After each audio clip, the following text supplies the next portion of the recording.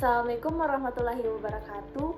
Hai teman-teman, perkenalkan nama saya Tria Uliana dari Prodi Pendidikan Guru Madrasah Ibtidaiyah dengan NIM 20240101041185. Tujuan saya membuat video ini adalah untuk memenuhi tugas mata kuliah Sejarah Peradaban Islam. Yang di sini saya akan membahas tentang sejarah Daulah Mamalik di Mesir. Silakan disimak. Baik, apa sih itu Daulah Mamalik? Ya, kita bahas sama-sama ya.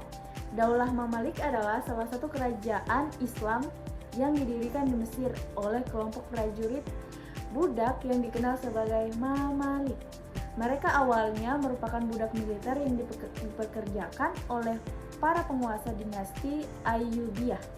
Namun, mereka berhasil merebut kekuasaan dan mendirikan pemerintahan sendiri pada tahun 1250 Masehi. Oke, selanjutnya kita akan bahas tentang awal kemunculan Mamalik. Yang pertama itu ada asal-usul Mamalik.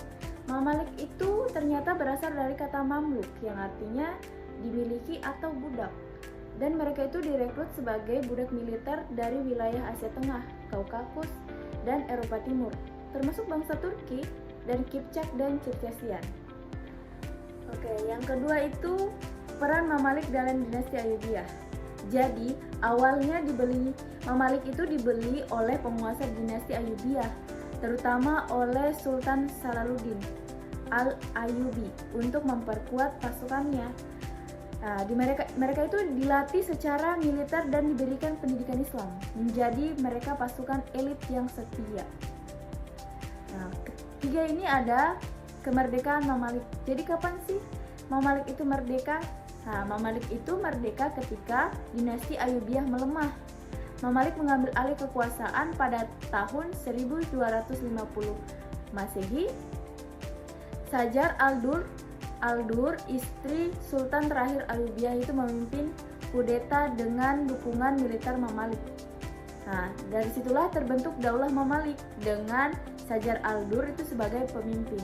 Jadi, kemerdekaan Mamalik itu dimulai pada tahun 1250 Masehi dengan sebagai pemimpin Sajar Al-Dur. Oke, selanjutnya kita bahas tentang pembagian periode kekuasaan Daulah Mamalik. Di sini terbagi jadi dua periode. Yang pertama adalah Mamalik Bahriyah. Bahriyah yang pada tahun 1250 sampai 1382 Masehi. Nah, pada periode ini didomisilikan oleh Mamalik asal Turki. Markas besar mereka itu terletak di sekitaran Sungai Nil atau Bahri berarti lautan atau sungai. Yang kedua ini ada Mamalik Bahriyah. Nah, pada tahun 1382 sampai 1517 Masehi. Nah, pada periode ini didomisili oleh Mamalik asal Kaukasus atau Circassian. Dan mereka ini memiliki markas di Menara Burj, benteng di Kairo. Oke, baik, selanjutnya kita akan membahas tentang siapa saja tokoh penting dalam Daulah Mamalik. Di sini ada dua tokoh, yaitu yang pertama adalah Sajar Al-Dur, yang dimana Sajar Al-Dur ini adalah wanita pertama yang memimpin Mesir dalam masa transisi dari dinasti Ayyubiyah ke Daulah Mamalik. Jadi pemimpin pertama itu dari Daulah Mamalik ini adalah seorang perempuan. Nah, kedua ini ada Sultan Aibak yang memimpin dari tahun 1250 sampai 1257 Masehi.